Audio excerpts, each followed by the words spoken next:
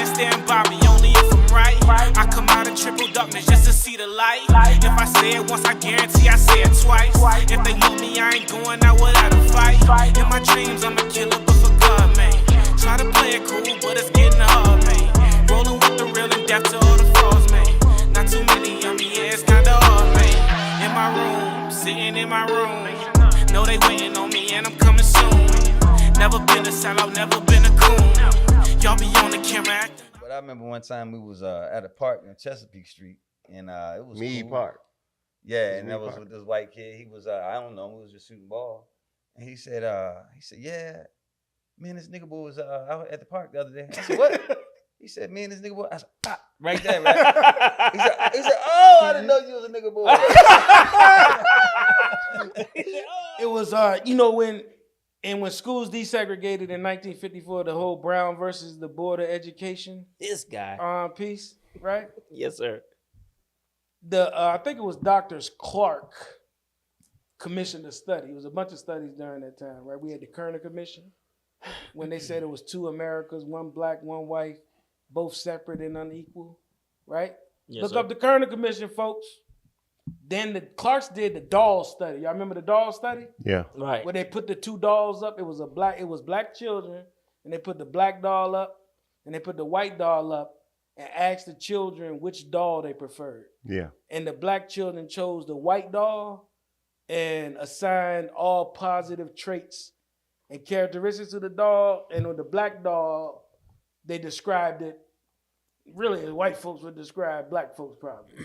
That baby, that doll is dirty, this and that. So the study, I think there was commissioned. I actually think it was some white researchers, and their findings were that black children, because of racism, have a self-esteem issue that will ultimately impact their development.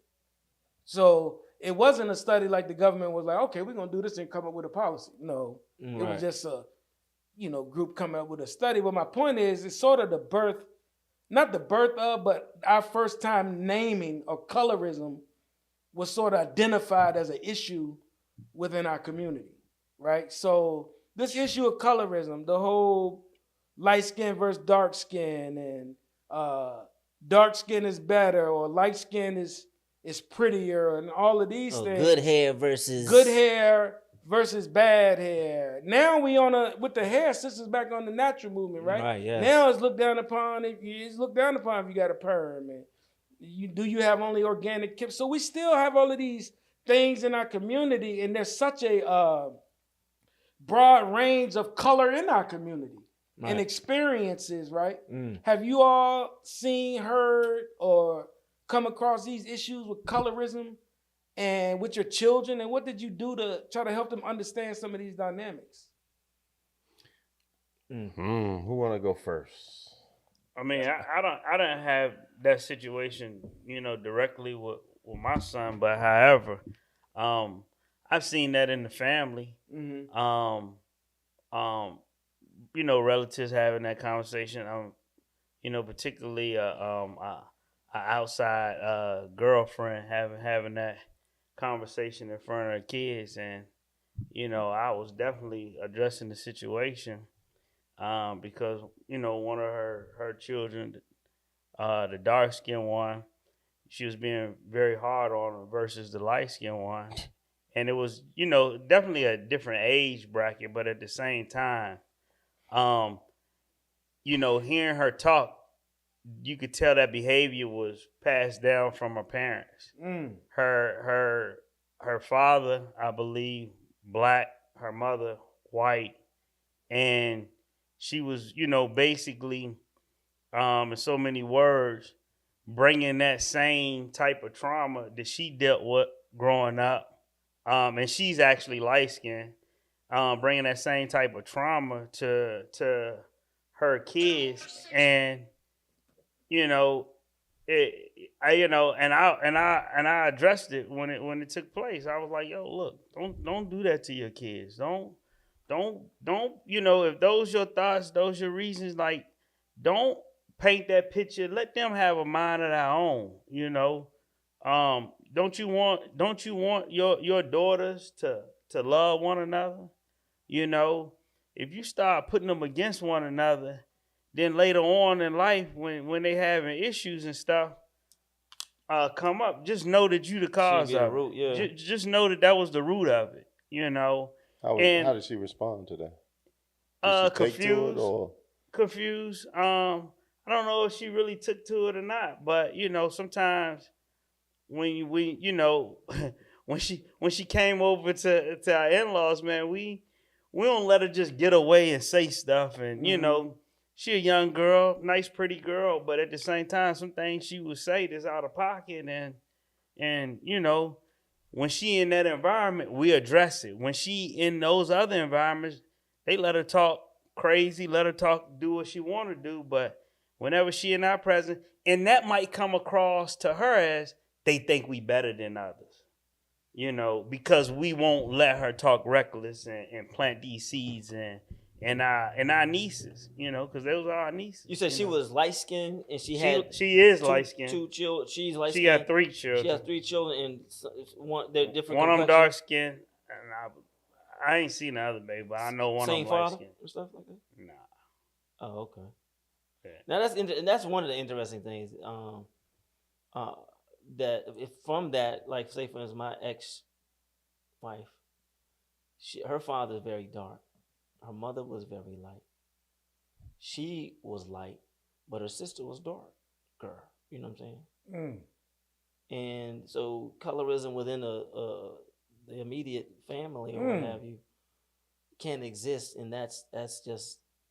It can exist. Are you saying it could exist because that was just the factors were there, the dynamic was there, but Well, I or wonder, were there actually some I can't say incidents that you I can't say to? that she shared anything with me that that would support there being colorism in that, but in that family dynamic. I find it to be interesting though that it can exist in that where you know, and I think of Joaquin too, because Darius was lighter than Carmen.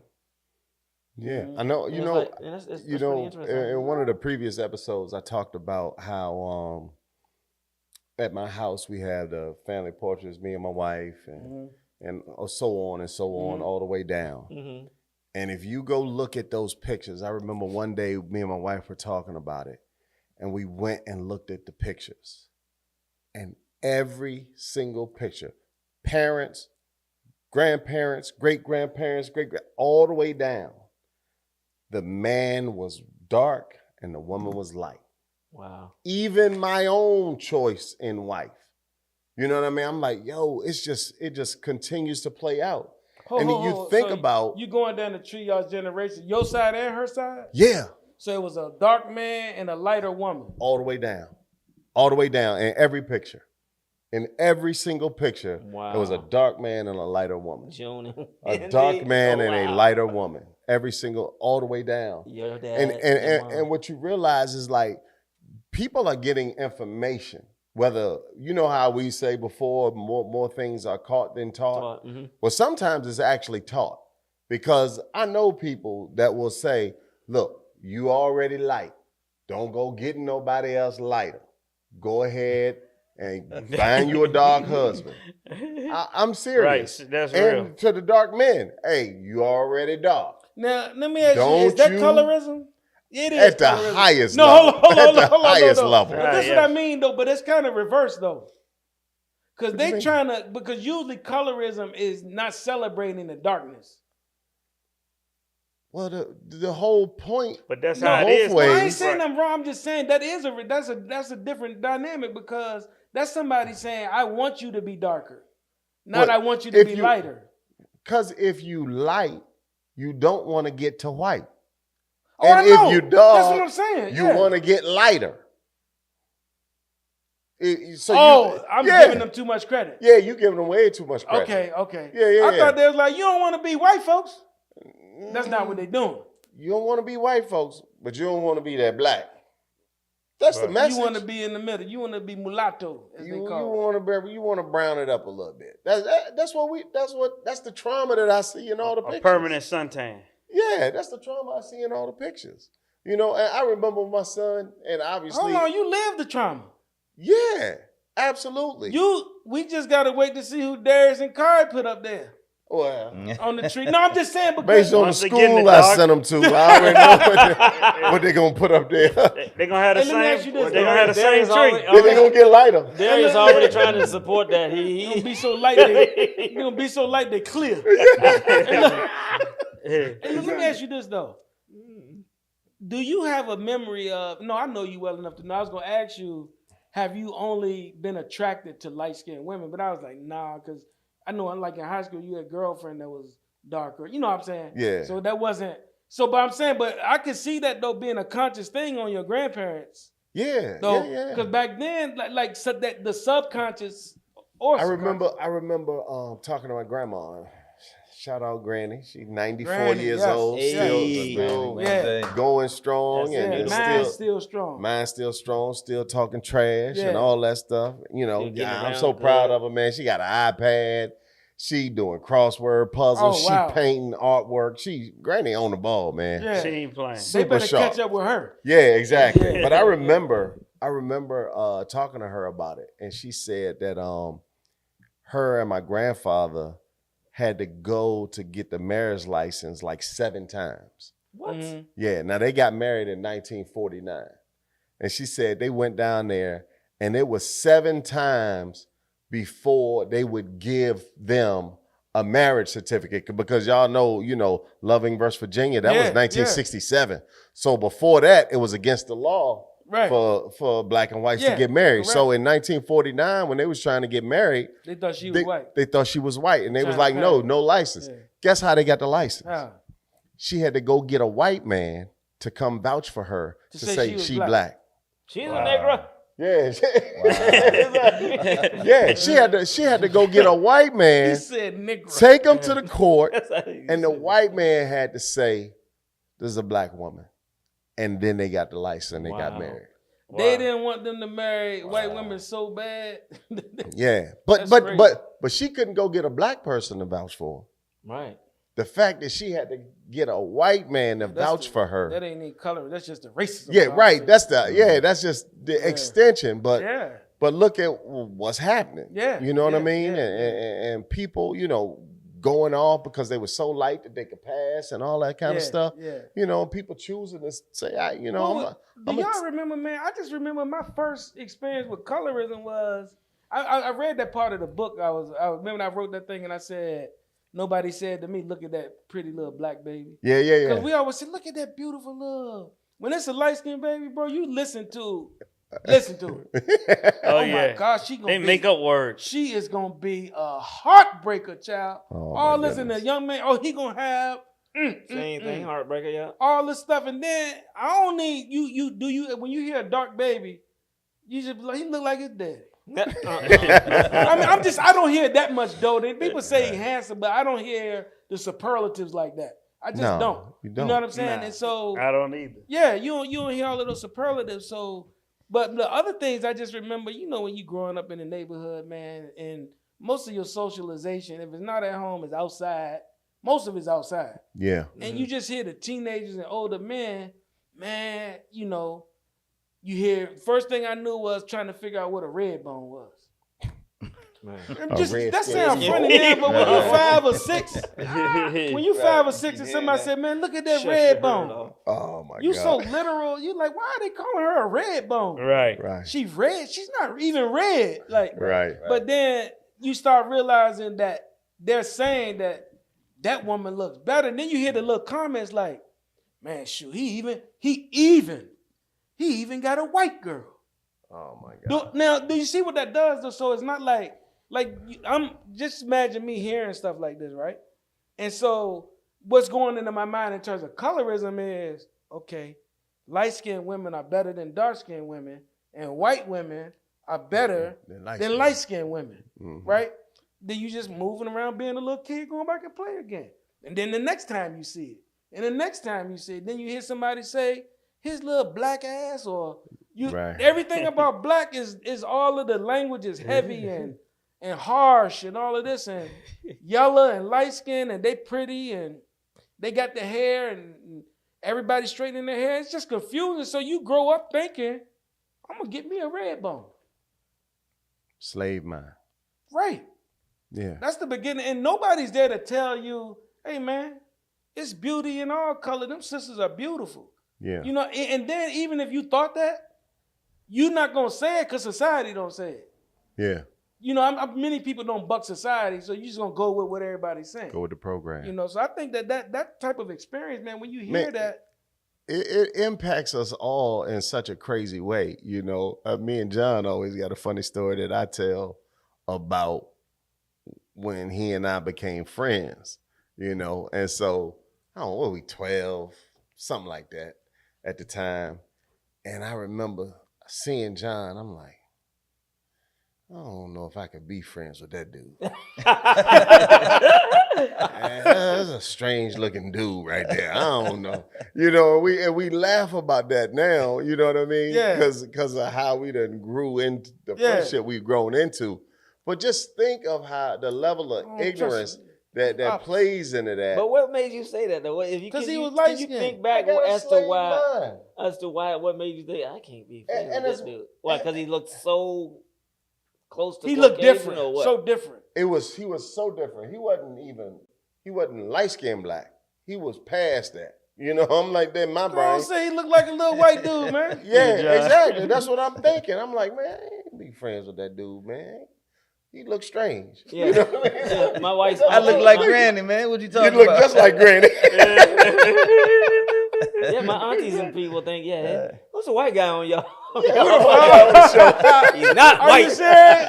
Are you serious? In the beginning. But it's funny because she also thought I was when Something else. my wife first introduced me to her. Aunt Belle, thank you for your support too. And she was like, he's not black. He's something. He's something. Because she thought I was white, or I think she said I was white, but she said I wasn't black. I'm like, that's funny. Yes, I am. Yeah. Bro, ain't nobody more color struck than an old black woman Right. with colorism. Right. I mean, She was looking at your hair, James. Hey, bro. Oh, you think so? For sure. But so No, let me pretty so good in terms of that though, man, I'm gonna pivot to what we do best is talking about our kids, right? Mhm. With that part of it. I know for me, man, just in what I wanted to teach them about that whole color dynamic is, I guess I inundated them with the we always talk about the environment you raised in. Like, so in the house, the children's book was all black children's books, right? Mm-hmm. And I'm not talking about racism right now. Yeah. Right. I'm talking about image and colorism, right? As y'all know. So all black children's books, you're gonna see yourself. Everything you pick up, and it might be a dark person, and I'm consciously like, oh, this person darker. He got real hair. Oh, okay. We're gonna show the diversity, all right? And then it was in my conversations, I guess, because I cared so much about avoiding that, is you talk to them about loving themselves so much and how you black and you beautiful. We're black people. We're beautiful people. And it was always messages about the beauty of us and stuff like that I wanted to just say. Mm-hmm. But specifically about females, I made sure I didn't use language. You've said that before. What you say around the kid, I didn't, even though I grew up using informal language, oh, they yellow, they this and that. I didn't do that around them when they were kids, so they would start using language like that, right? Right. And then just to not even if I'm just being a general reference, he light skinned, but and then but one thing I did do through my study and my faith is we know that black, all colors come from black. We know this. Right? Yes, right. All colors on the spectrum come from black. So I tell them, the reason why we have different colored people in the world because of, without getting into the science, is because we're original people, and within our DNA is the capability of producing all the colors. So you should see a spectrum of colors among people. And it doesn't mean anything different or whatever, right?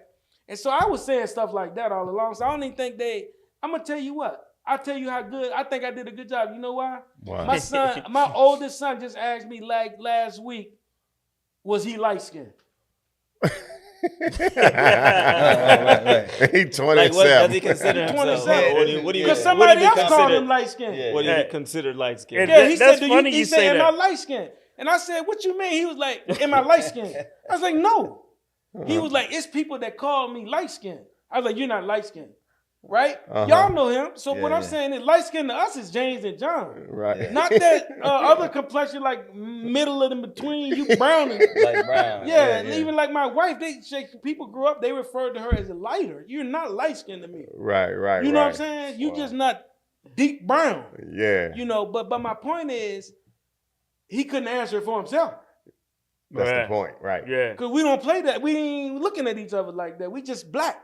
And the fact that he reaches the age of 27 and comes to you with that question. Yeah. And it's not because he's not woke, because he know the paper bag studies. We talked about us. See, maybe that's what I'm not talking about. I talked to them about the Blue Vein Society down in Louisiana when they determine your freedom and your rights based on whether or not they can see a blue vein in your skin, under your skin. Oh, wow. Or the brown paper bag test, where if you were lighter or darker than a brown paper bag, you got treated. So I guess I did sort of on the other end kind of make them mad at the whole colorism thing, if nothing else. But I shared all of that with them. And that's why I think it's important to communicate. Teach your kids, or just teach them it. Man, you might have to talk about that real quick. Blue vein, brown paper bag, like, because there's some people that's never heard that before. Okay, yeah. There's some people's never heard that Yeah, before. me either. I ain't heard it. In Louisiana, Well, in other parts of the South. in other parts of the South, and the reason why I'm referring to Louisiana because that was the book I read. It was a story about Louisiana written by James Weldon Johnson, who wrote the Black National Anthem. But anyway, so he's telling the story about how in Louisiana the way they determined, because you know how in Louisiana it was a lot of people that were passing and stuff like that. Right. So they almost had this like crazy caste system going on. But the way they determined whether or not you were light enough for more privilege, freedom, and all of that was they call it the Blue Vein Society, right? Wow. In which these people organized and tested to make sure. They literally look at your wrist. If I can see your veins, you good. You good. So you can pass through, you get more freedom and more rights or whatever it was. And then the brown paper bag test was if you were darker than a brown paper bag, you got the real Negro treatment. Wow. You know what I'm saying? And so this colorism in our community, of course, is manufactured. We know that, right? Yeah. Right. But it's manufactured, but the impact of that in our subconscious, Joaquin made me think about this when he's talking about he and Tracy's family tree, is what is the impact, did we talk about the impact of heredity or subconscious life activity on our heredity generationally? Yeah. Like, why is it that every Wynn man or Johnson married a light woman? Yeah. Why is it that on her side it was a dark man and a light woman, right? And so those things come because of the manufacturing, and then they live now in us because we don't look at it like that.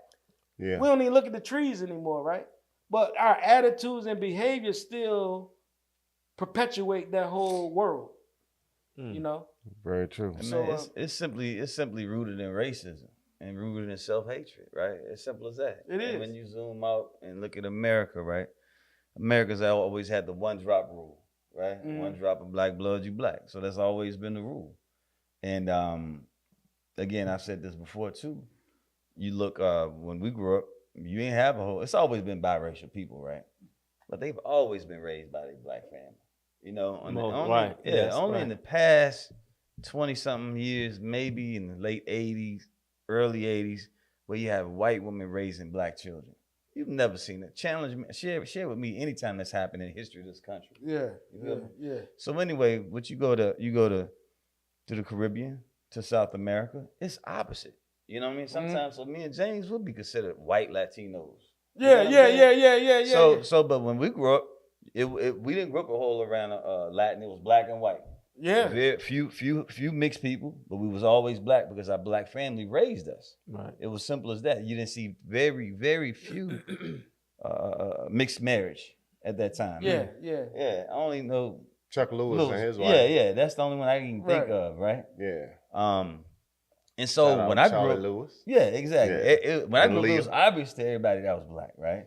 Then you get older, and you move and you see different places. Now where I live at now, they don't know if I'm Egyptian, Moroccan, I'm Dominican, and Puerto Rican. You know what I mean? All the above. And so, whatever, where you at. Yeah, exactly. What you want me to be? You ever heard of this one? My wife said this one, and I hadn't heard of this, but she was saying that some claims on the birth certificate is based on the father's race.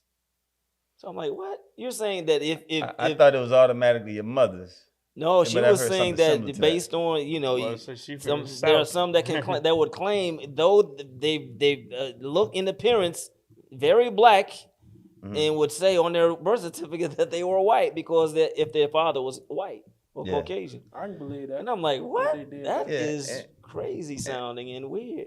And my ex-wife is To from do the that. Caribbean. The background is Caribbean, which is basically black, white, and African all mixed up, right? Mm-hmm. And some more white, some more Indian still, some more black, or again, or all a mixture. That's what we are.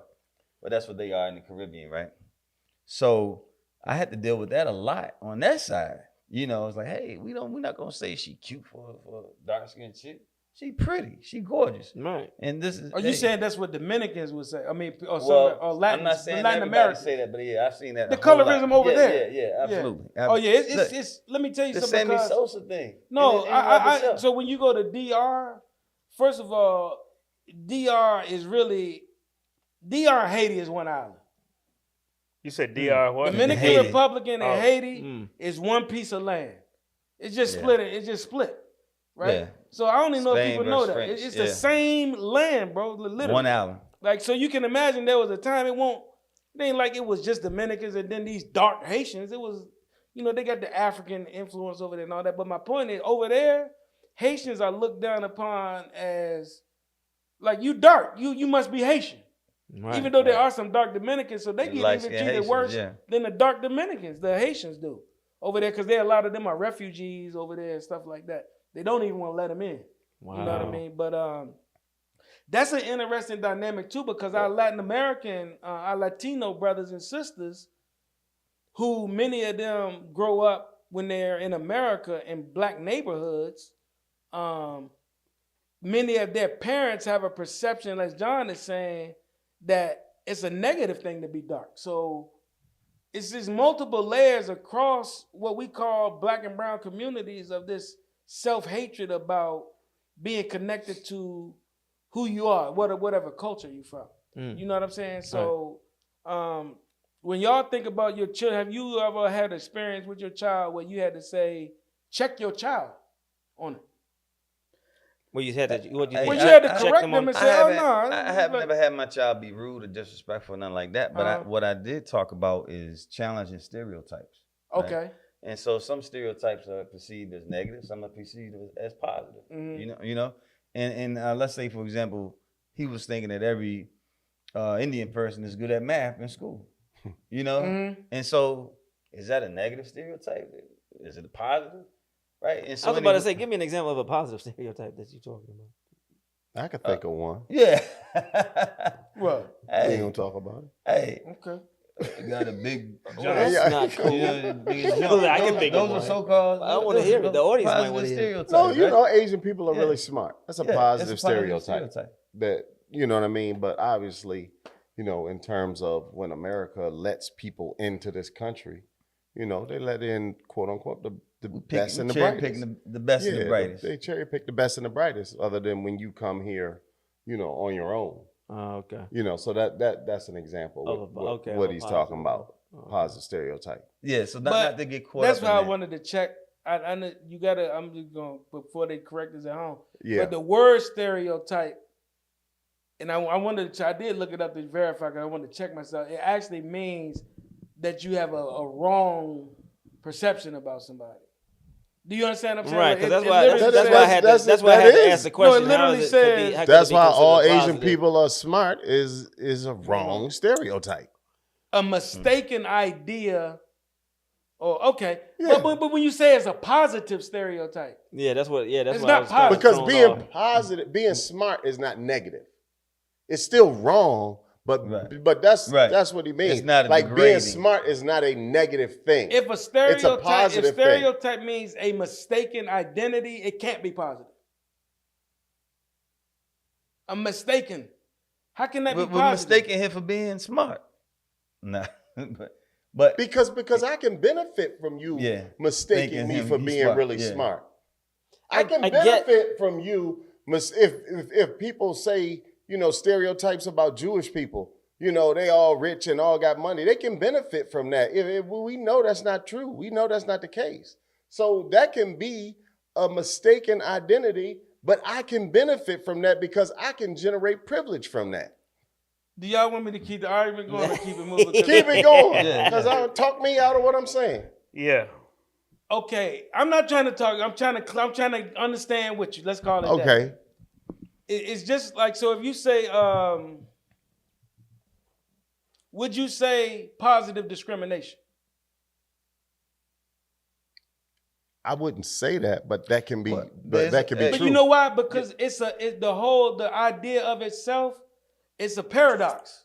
Yeah. That's what I'm pointing out. Your Right. credit The score, language That's is a why paradox. I asked, but because your it sounded credit score is an example just of that. what some people may say positive discrimination if it's applied properly. How that? Now you lost me. We listen. We going I off think the I record. think Well, the anyway, larger point. Forget the language. The larger point is that there are stereotypes that mistake that somebody might be more positive than they would otherwise be. Yeah. Okay. All right. Okay. We can agree. Okay. We can agree to that. We can agree to that. Okay. All right. But That's look, good. so when the whole idea then when we talking about this, you get in there. I like how you got into the stereotypes and the colorism. So now when as adults, again, building our children in this world where really people don't really, what's going on now is people shying away from really conversations about a lot of race. Like our kids don't have the same issue with race that we do. No, even not at though, all. let me speak for my son. Even though they know what racism is and will fight it and don't tolerate it, they aren't hung up about it like I am. Yeah. And what I mean, I don't mean they won't fight for it. It's just like the presence in their mind. And it's probably because they didn't experience what I experienced, right? So how do you keep them engaged sort of as being someone that's even cares or is concerned? Do you all, like, when that stuff even comes up now, do y'all talk about it? What's your children's attitudes now that you see? Or do you feel that they're in a place where you think they get it? The Boys to Men podcast, or B2M podcast, is about 5 guys who've been friends for over 40 years. Between the 5 of us, we've been married for over 100 combined years. Between the 5 of us, we have 13 children, 12 sons. We discuss in our podcast about our journeys into fatherhood and how we raised our sons to be fine young men. From 6-figure earners at LinkedIn to a professional Call of Duty player, college educated entrepreneurs, that's who we are. Our podcast is not a how to do it podcast. It is a podcast about how we did it. Come check us out. That's a real challenge, for real. Yeah. Because when you can grow up in a certain way and you can think you are immune to certain stuff.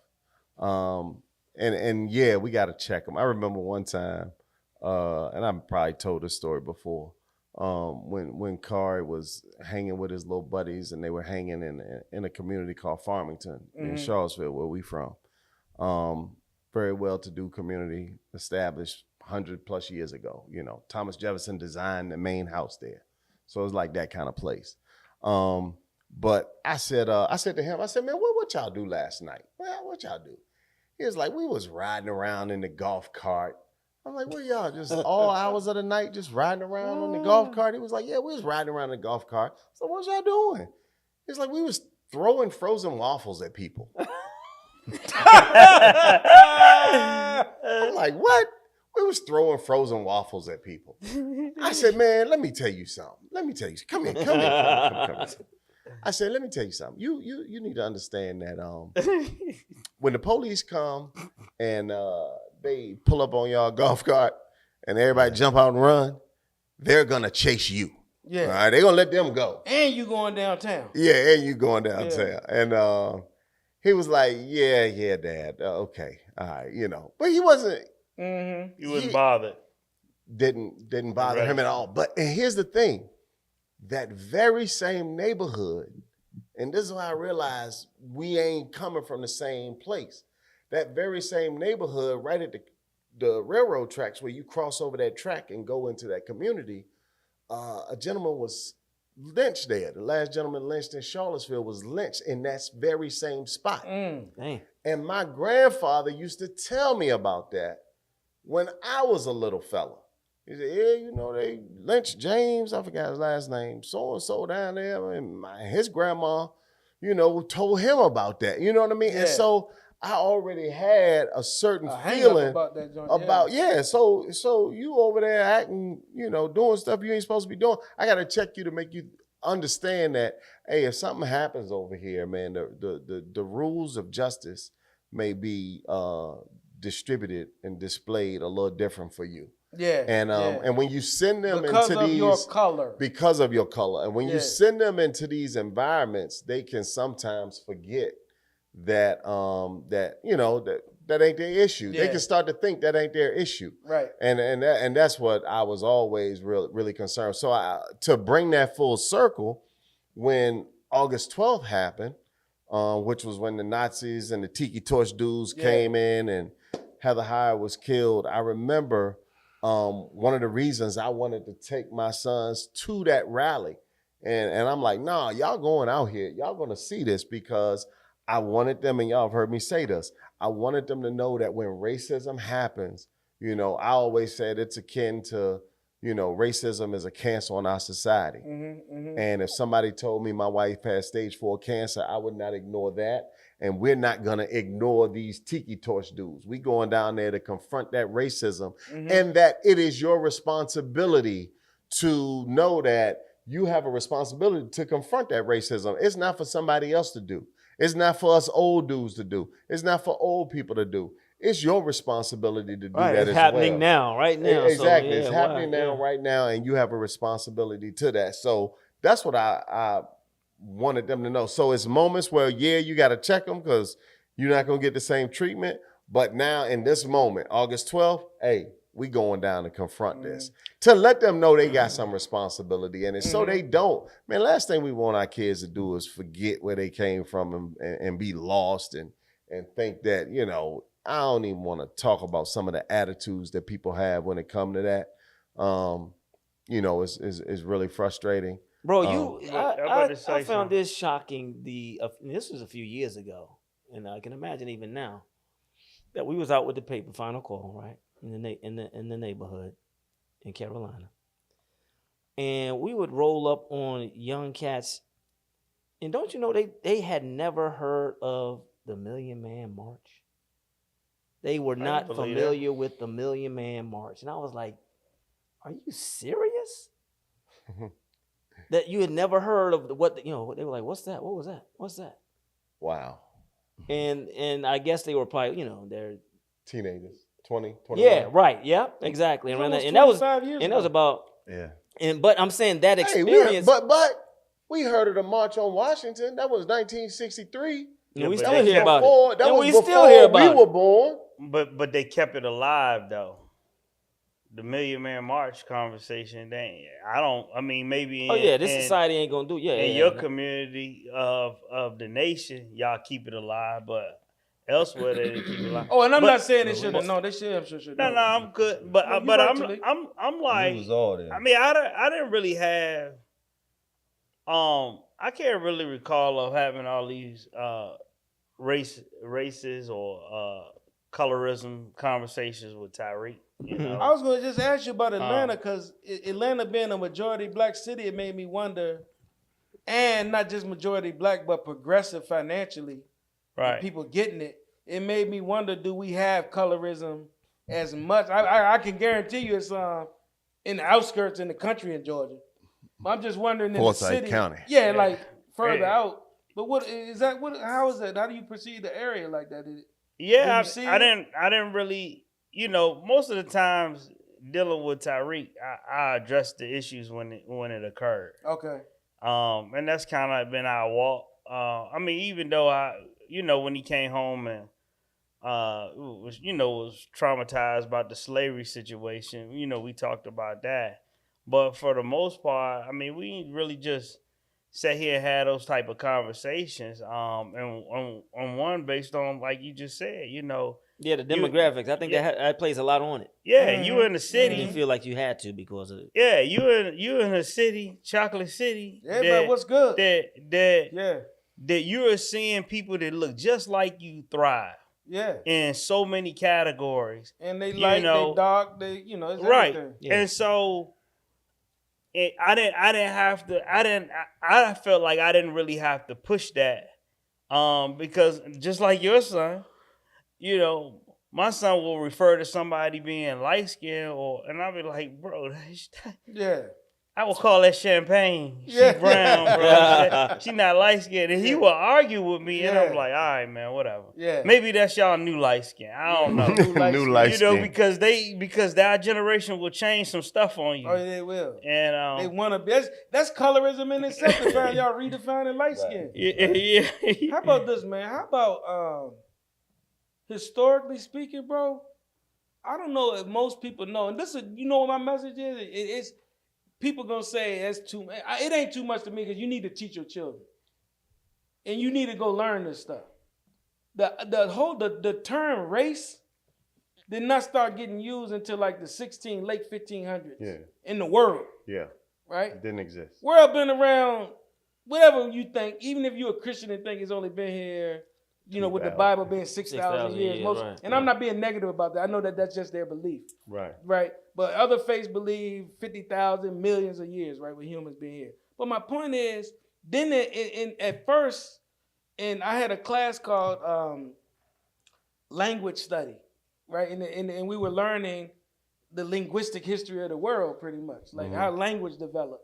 And so race as a word didn't even become, when it was first used, it was like a category. It's a category now, but it's more like in Shakespeare's stuff, they say there's a race of heathens or a race of saints. It was a group. So did you see what I'm saying? Linguistically, yeah, I was wondering what did it mean? So then? Linguistically, race it was a category of people. It was they described a group. It was like saying a group of. Right, okay. You see what I'm saying? Right. Now, then, like by the 18th century, it had moved. In America, and in England, they started using it to the 1700s. Now we over here now, right?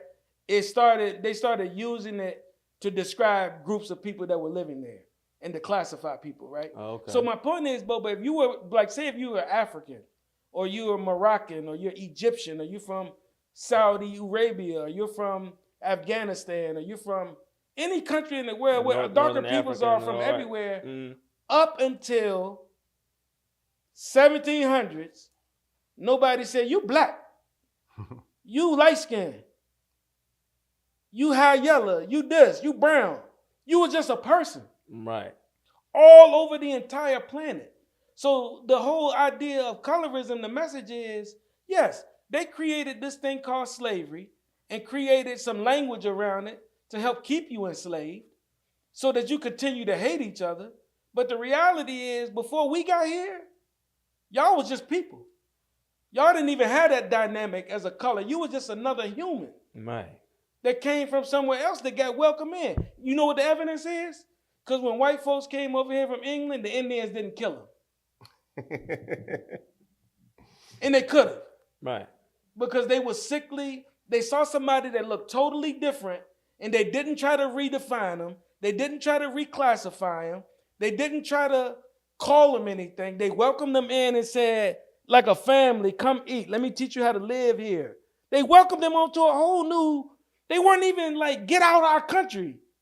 Yeah. Get off of our land. You know, Europeans were the ones that created all of the language to support their hustle.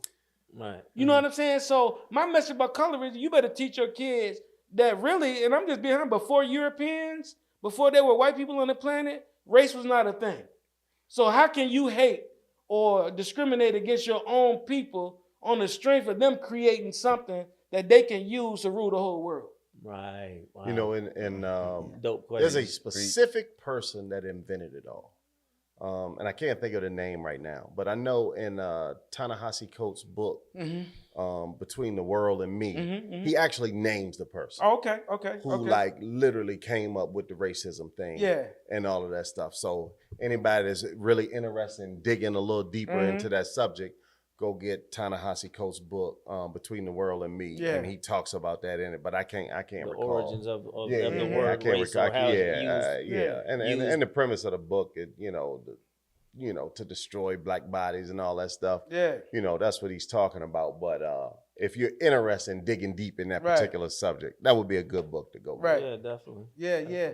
So this whole idea of colorism really, when you talk about what's the difference between colorism and racism, colorism is the result of what happens when a racist society is perpetuated and infiltrates the hearts and minds of people.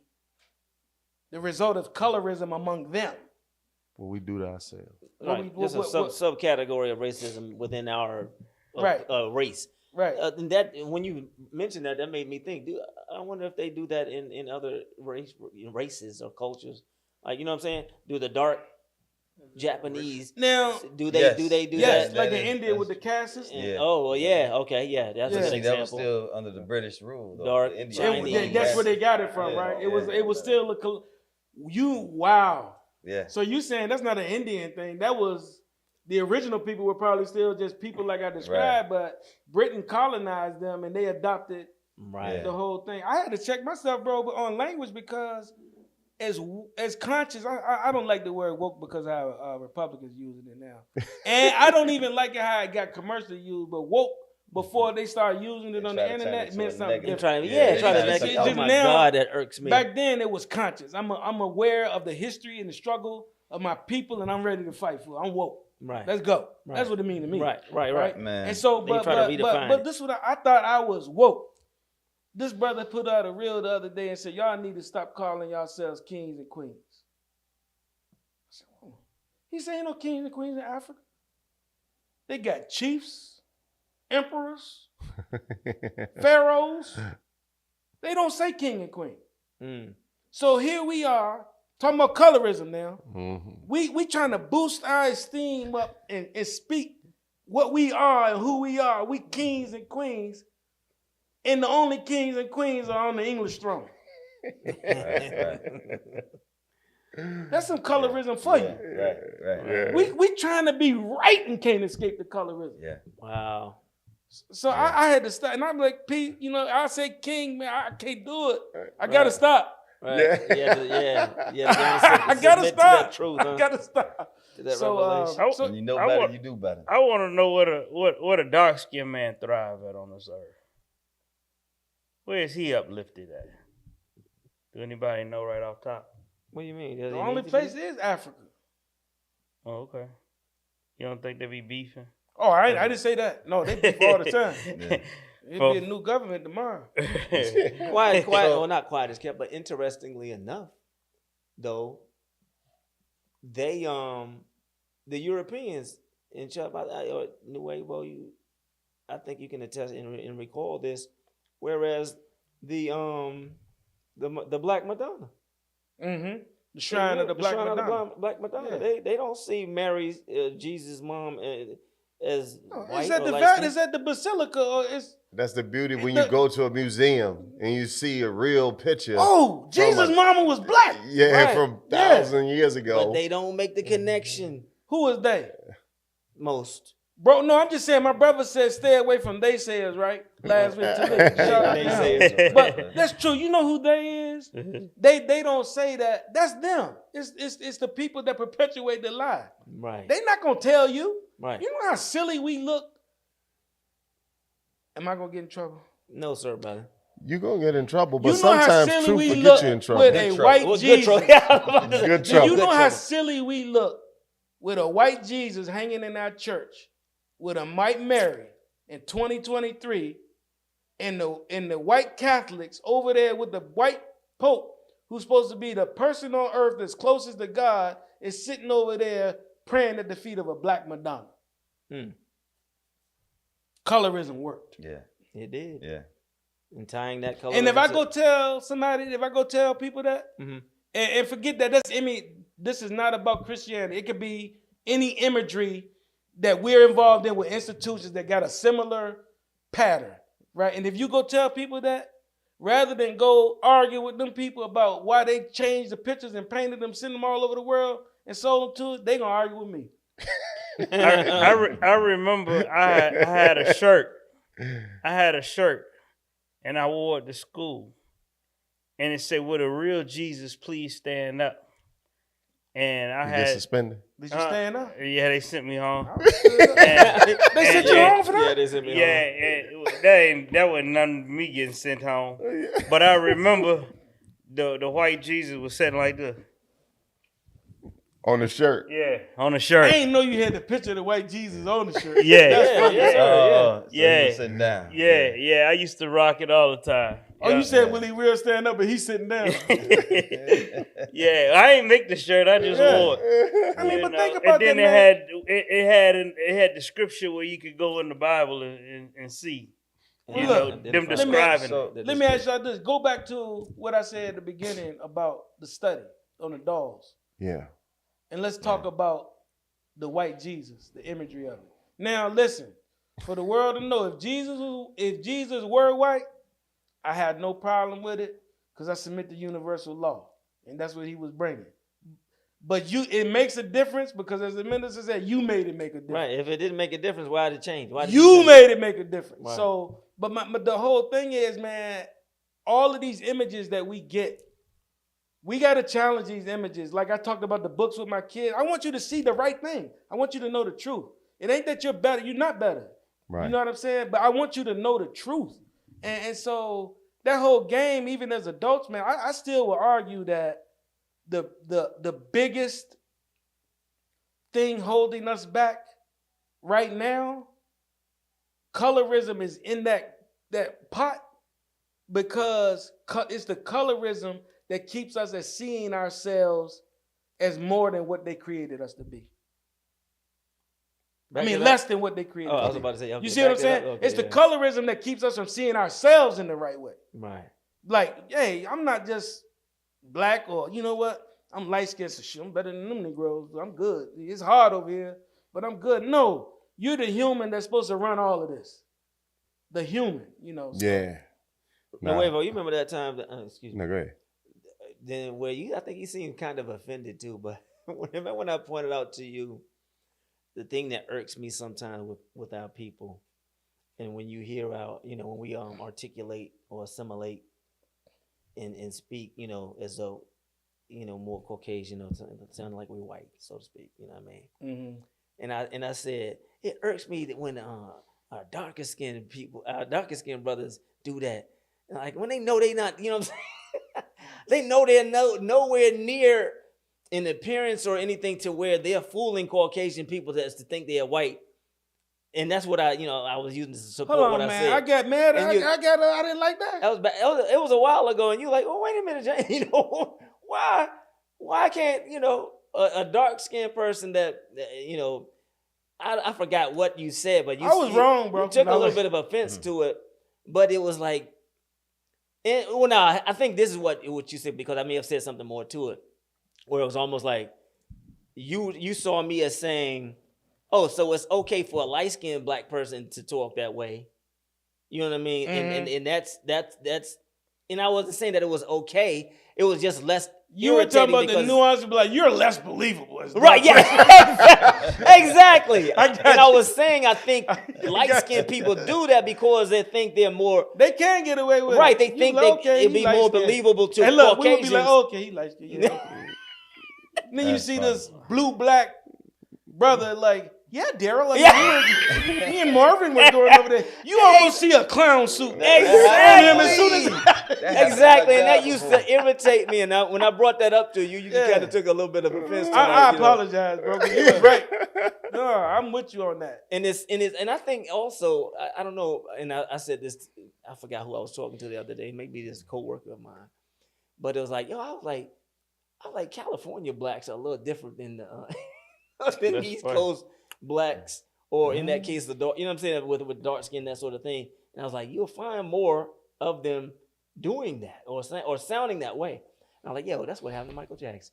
Remember how soulful he was in the Indiana, coming from Gary, and being all, LA made him. Then the Joker, get over to LA. This Joker just did. Hey man, we not What gonna did he get no do? You East talking Coast, about how he West Coast talk? beef, James. No, not not no, he changed his nose. Yes, all of that. The brother just went to He got light skin and everything. Yes. Well, I know that he Well, did have. Did he really have alopecia? alopecia. Yes, sir. But But Sammy he also Sosa, used bleach and stuff. Sammy Sosa is a clear example of self-hatred. You know what I mean? Right. Cat is a millionaire, handsome. You know what I mean? Most folks say a handsome man to do that to himself after having all the money, the fame. What did he The do? lady, You ain't seen the Bleach picture of his Sammy skin. Sosa? I just want you to tell everybody. Oh. Google Sammy Sosa before and after. It's simple as that. And it's He don't even look white. He look albino. Yeah. Right. He done passed white. Yeah. He used too much bleach. Again, man. I guess the question is too, man, what do we teach our kids? How do we act in the community? And I got so many stories. I've been in fights and things with white folks and black folks. I know I've been treated. Cause black folks think you soft because you Yeah, nice. Yeah, I wanted to get into that, John. John, the hardest light-skinned dude I know. Talk about that, John, this is your opportunity to stand up for the light. Let's go. What happened in our community that you had to deal with? What did you have to deal with, man, with brothers, man? hey, you know, it's so funny because I had it from both sides. You understand? And so one of my first experience, because I grew up around black folks, you know what I mean? Yeah. My community, this, that, the other. But I grew up in the country, right? Yeah. So, but I remember one time we was at a park in Chesapeake Street, and it was Mead cool. Park.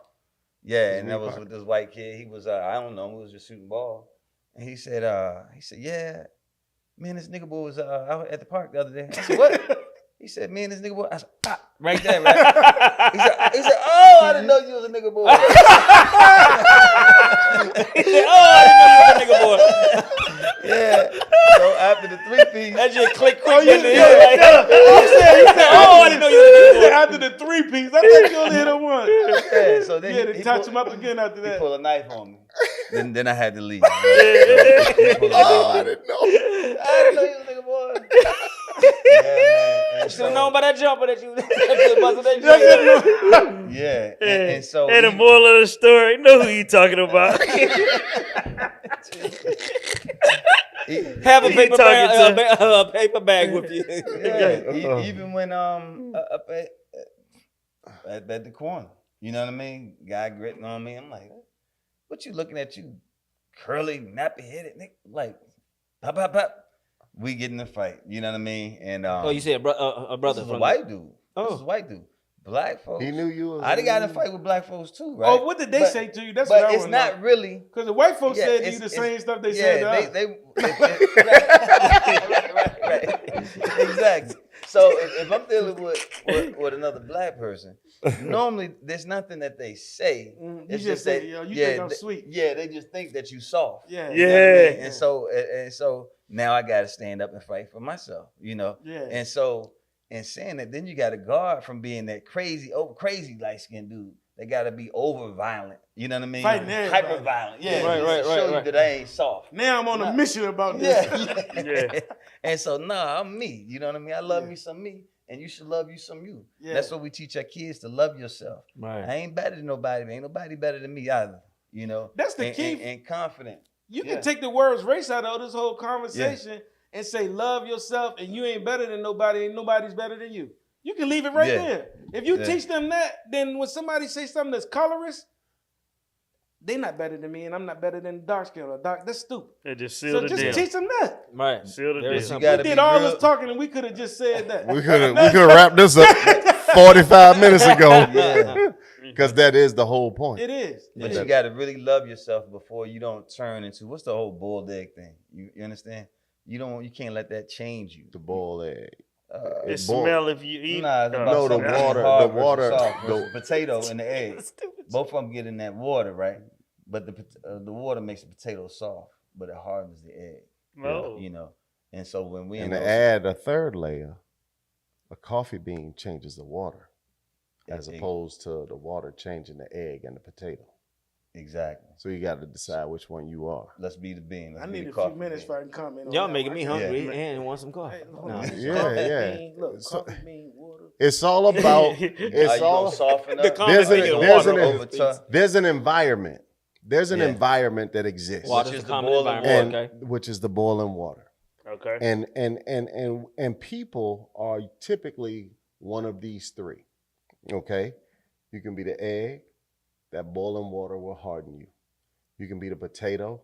That boiling water will soften you. Okay. Or you can be the coffee bean, and that boiling water will change to coffee. So when Dr. King's personality, his charisma, his oratory met this racist society, it changed the environment. You know, when two forces collide, the strongest one wins, the weakest one changes the most.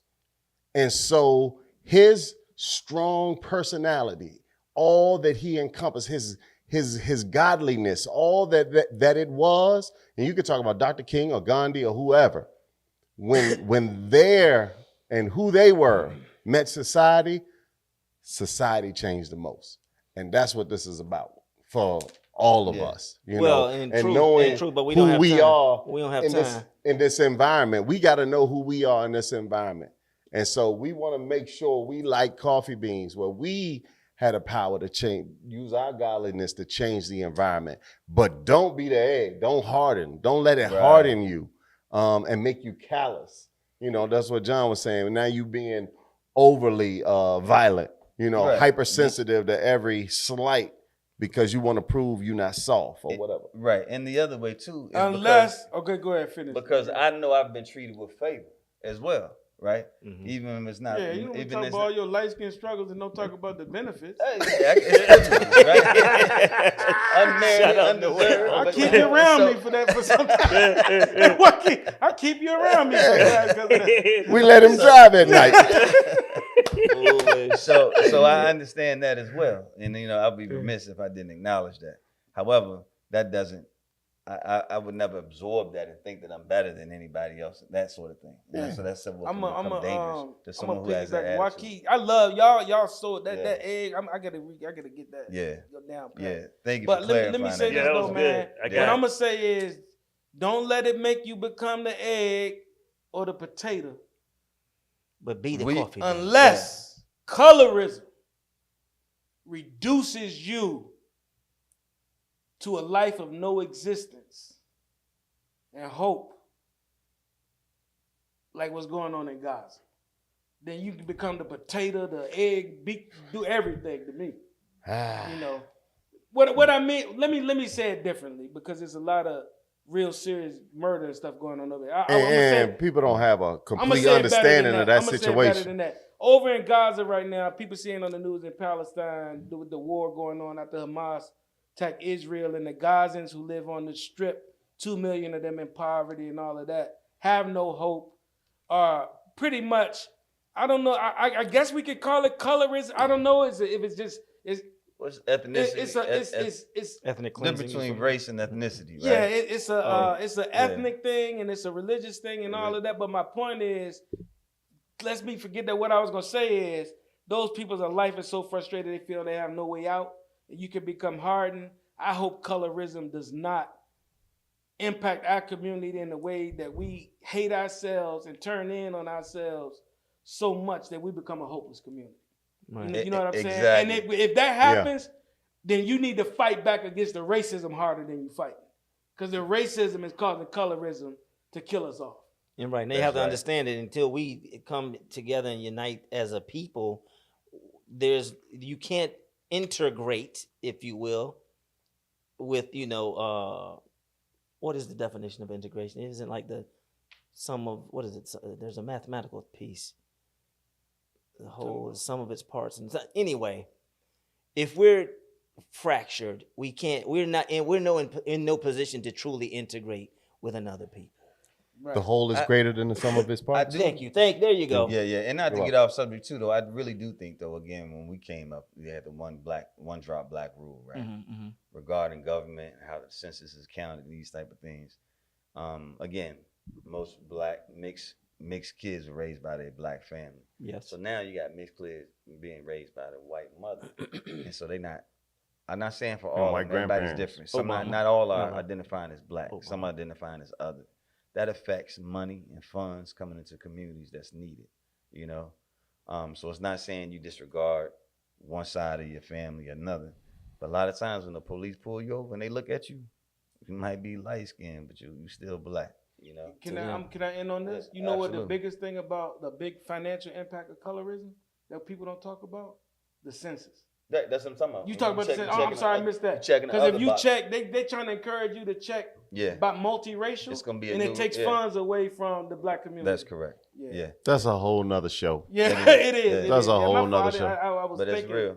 And so, how can you love God, whom you've never seen, Come on, brother.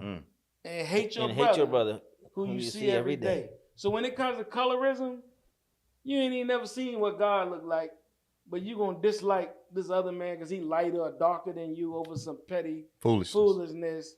You're not representing what you say you believe in life. You can't be a religious person and treat folks like that. Absolutely. It's the B2M crew podcast, broadcasting in Fayetteville at Win Production Studio.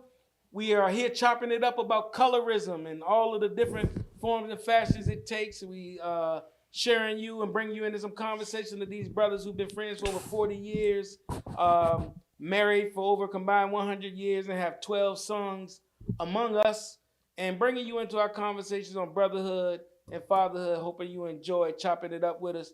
Just a little advertising plug here for our sister, the blueprint to upgrade your credit.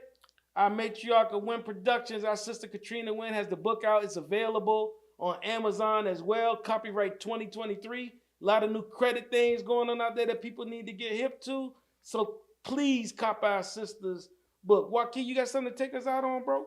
In the words of the great Frederick Douglass, it is easier to raise strong children than to repair broken men. Good night. We out. Light bright in the building, baby. Foolish. I'ma show 'em how true and independent get it.